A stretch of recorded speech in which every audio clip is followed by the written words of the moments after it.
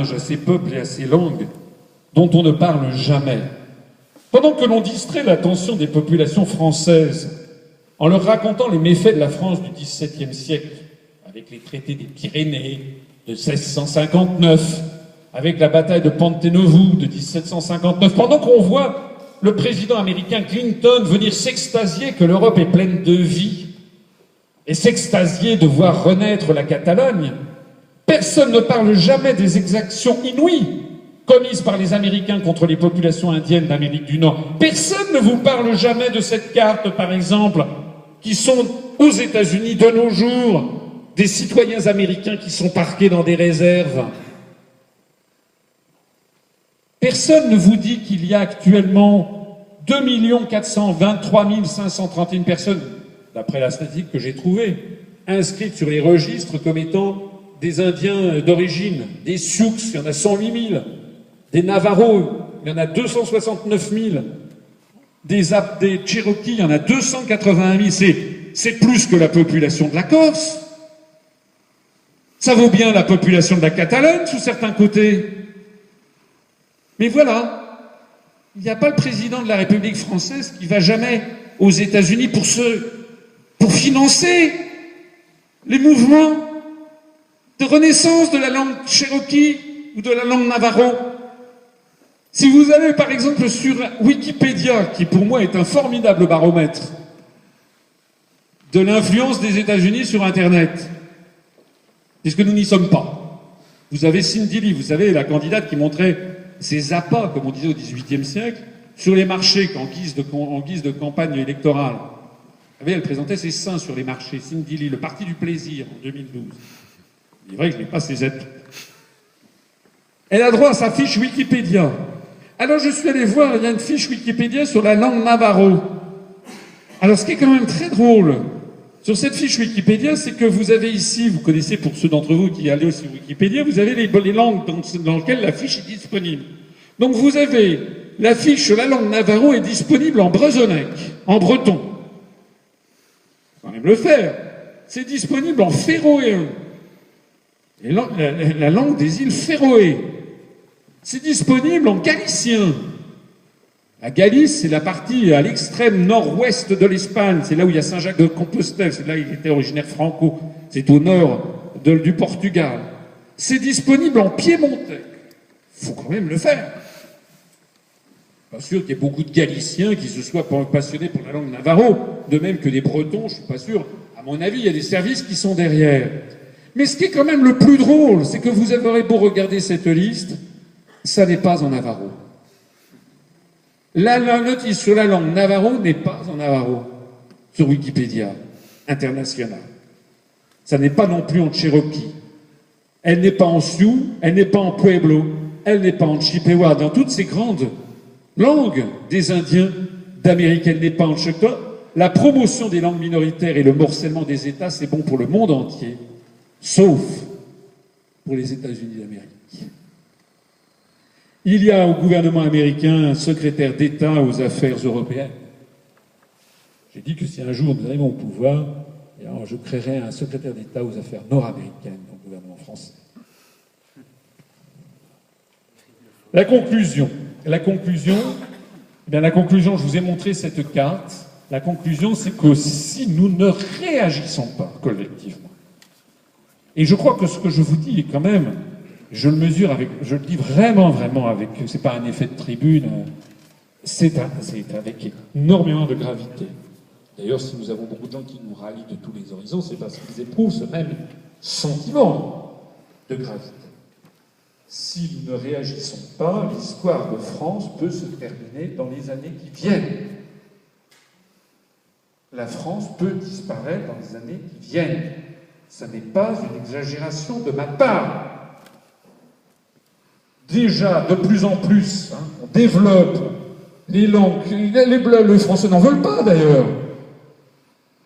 Si on demandait aux Français...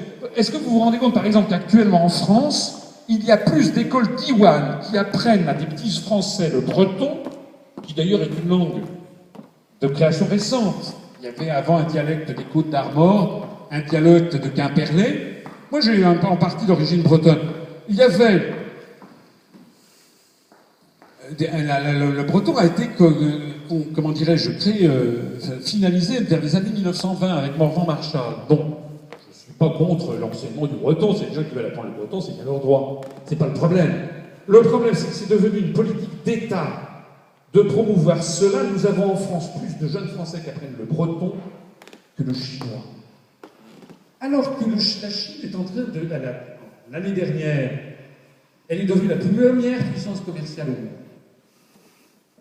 Devant les États-Unis d'Amérique, fin 2013. En 2016, demain, la Chine va dépasser le PIB des États-Unis d'Amérique en parité de pouvoir d'achat. Toutes les statistiques le confirment. Et en plus, la composition du PIB chinois, c'est autre chose que la composition du PIB américain. Dans le PIB américain, vous avez des services de la distribution, tout ça fait. C'est des œufs montés en neige. Et si on coupe le feu, tout s'écroule. Tandis que le PIB chinois, c'est du hard, c'est du dur.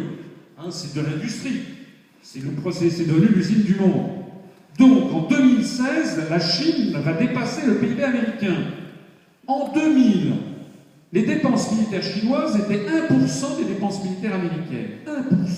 Et vous savez que les États-Unis dépensent à eux seuls autant que tous les autres pays du monde réunis en matière militaire.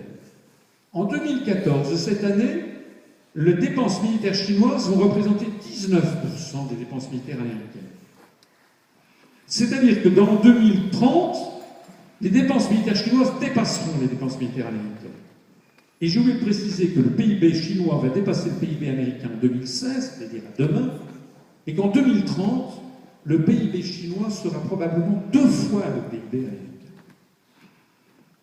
Eh bien, nous, au lieu de nous mettre au diapason du monde qui arrive, au lieu de dire aux Français, vous avez une très grande langue, la langue française, qui va être une des 3 ou 4 langues les plus parlées au monde, nous devons développer nos relations avec notamment les pays de la francophonie, les pays d'Afrique, dont nous avons d'ailleurs besoin, et énormément besoin. Nous, on peut leur apporter de la technique, de la technologie, de l'enseignement, etc.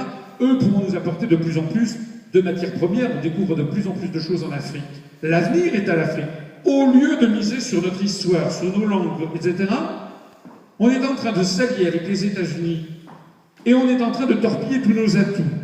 Et au lieu d'apprendre aux jeunes Français à parler pas seulement le chinois, le japonais, j'ai appris à parler un peu le japonais, j'ai vécu 1 an et demi au Japon, même si je le baragouine, c'est une ouverture fantastique sur le monde extérieur.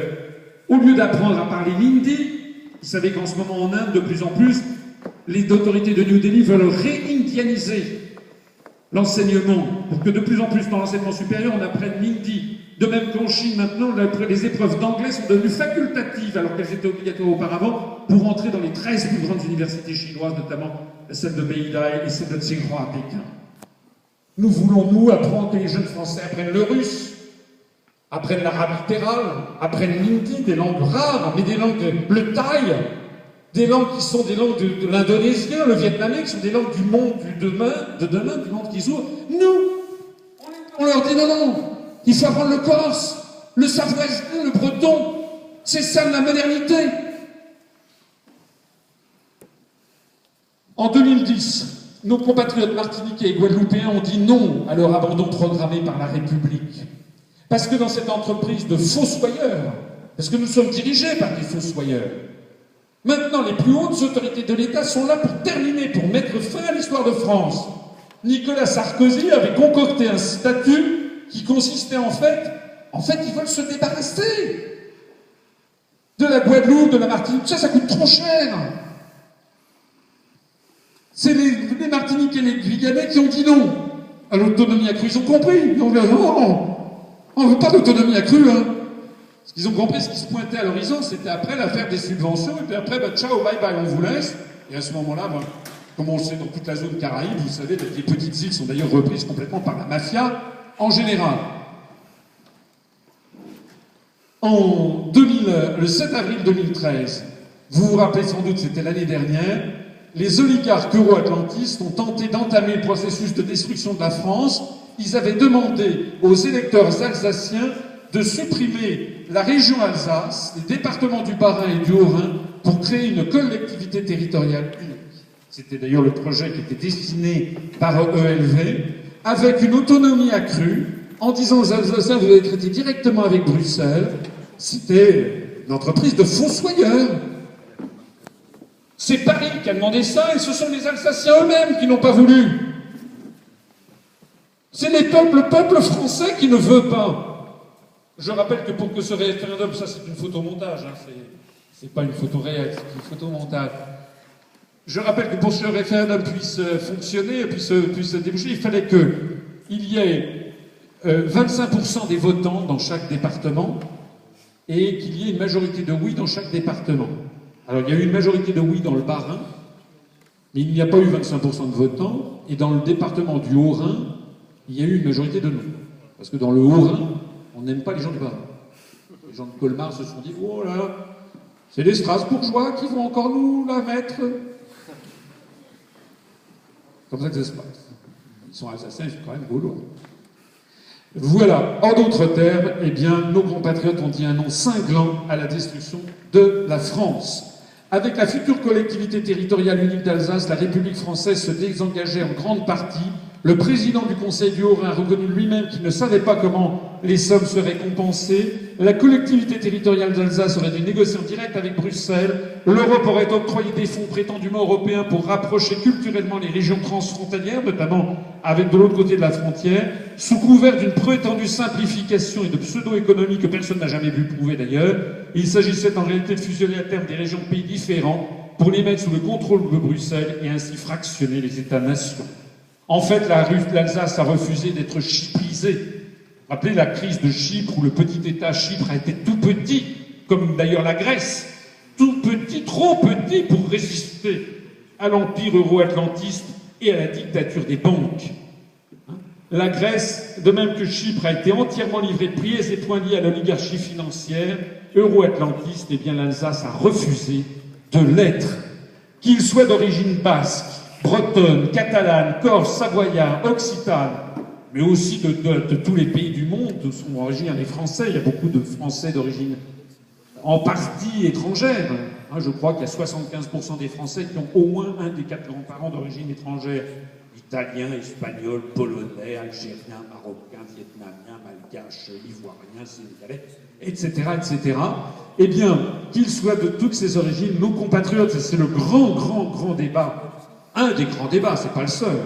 Malheureusement, il y en a d'autres. Mais l'un des très grands débats, c'est est-ce que nous allons collectivement tomber dans le piège de la nouvelle Europe régionaliste, conçue par les nazis en 1938, reprise par les dirigeants américains après la Deuxième Guerre mondiale. Nos compatriotes vont-ils accepter naïvement de détruire la France? De détruire la France? Comme si la France était l'ennemi à abattre, alors que c'est nous, la France. De détruire la France pour devenir au bout du compte les esclaves d'une oligarchie euro-atlantiste impitoyable. La France n'a jamais été aussi bien défendue que du temps de De Gaulle face à quelqu'un qui savait dire non à ceux qui voulaient dominer la France. D'ailleurs, c'est pas pour rien que pendant les années 60, notre industrie n'a cessé de se développer, notre niveau de vie n'a cessé de se développer, notre rayonnement planétaire n'a cessé de se développer. La France de De Gaulle des années 60, c'est un peu l'équivalent du Venezuela de Chavez des années 2000 et de la Russie de Poutine des années 2010. C'est un peu ça. Hein. Tous les indicateurs étaient au vert à cette époque, tous les indicateurs désormais sont au rouge. Je terminerai cette conférence, comme d'habitude, en rappelant quel est notre programme. Parmi d'autres, on a un programme beaucoup plus détaillé que d'ailleurs je peux peut-être vous vendre à l'issue de cette journée dans la voiture.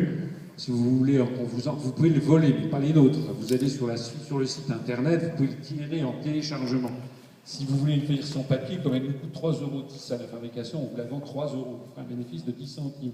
Notre programme est un programme qui est une inspiration du programme du Conseil national de la résistance de 1944, évidemment, remise au goût du jour. Une fois, quelqu'un m'a dit « Ah, vous pensez comme vous êtes moderne, votre programme, c'est un programme de 1944. » J'ai dit « Oui, et vous, votre programme, c'est un programme de 49. » Comment ça, 49? De 1849. Le programme des États-Unis d'Europe, c'est le discours de Victor Hugo au Congrès de la paix du 21 août 1849. Nous, notre programme principal, c'est de tirer profit, et nous sommes un mouvement extrêmement légaliste, nous voulons appliquer les traités. Article 50, tout État membre peut décider, conformément à ses règles constitutionnelles, de se retirer de l'Union. européenne. Cet article 50 dont il est interdit de prononcer le mot même sur TF1, sur France 2, sur France 3, sur France 5. C'est pour ça que je ne suis pas invité. D'ailleurs, vous notez bien qu'aucun des candidats aux élections européennes n'a jamais parlé de cet article. Les Français ne savent pas qu'ils ont le droit de sortir de l'Union européenne. Et puisque cet article existe, le premier des droits que nous devons avoir, c'est celui d'en parler et d'en débattre. Je ne cesse que de demander des débats à la télévision, à la radio, pour que je sois confronté à des géants de la pensée comme Nadine Morano, Madame Le Pen, dont j'ai vu qu'elle a encore fait, passe son temps à plagier tout ce que je fais.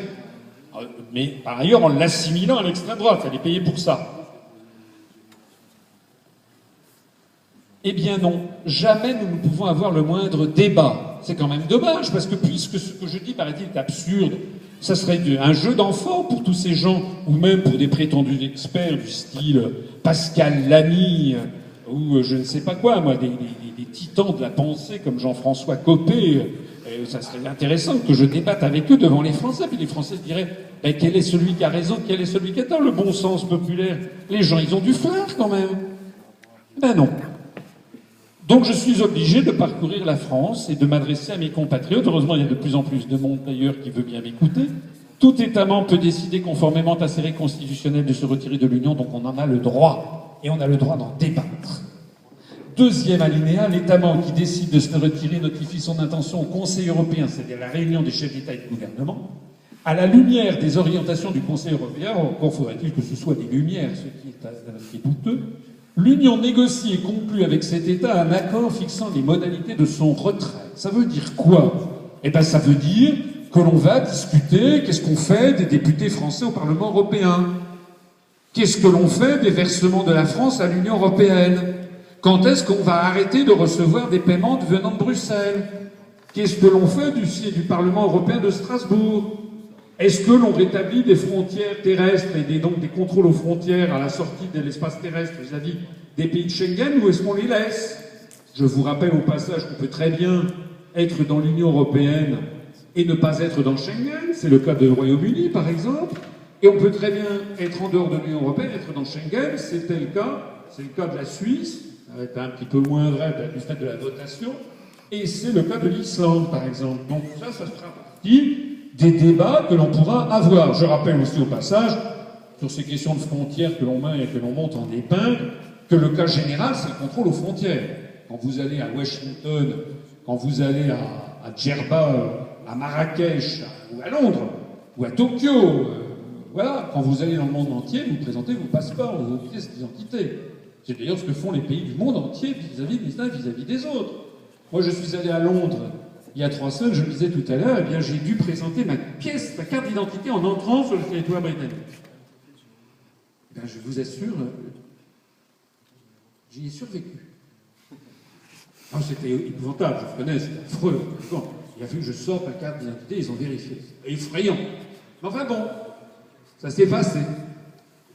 D'ailleurs, ce qui me fait rire souvent, c'est que les gens qui disent comment vous voulez rétablir les contrôles aux frontières prennent toujours modèle sur les États-Unis d'Amérique, qui paraît-il est le mec plus ultra à suivre. S'il y a un pays au monde qui surveille ses frontières, c'est quand même les États-Unis d'Amérique.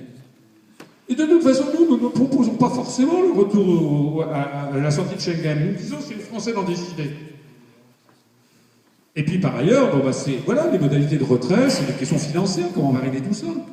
Puis on demandera certainement à la représentation de l'Union européenne à Paris, là, qui est juste en face de l'Assemblée nationale, de rendre les locaux, et puis voilà.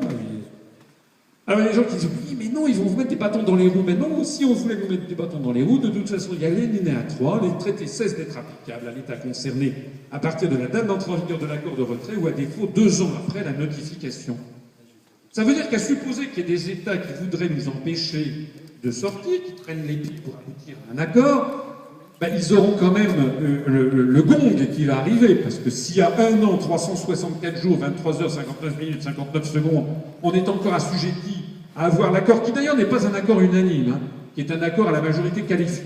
Donc ça veut dire en gros les 2 tiers des États. Donc ça veut dire que l'Allemagne, par exemple, ne peut pas s'y opposer, hein, si elle était seule à vouloir s'opposer à cet accord.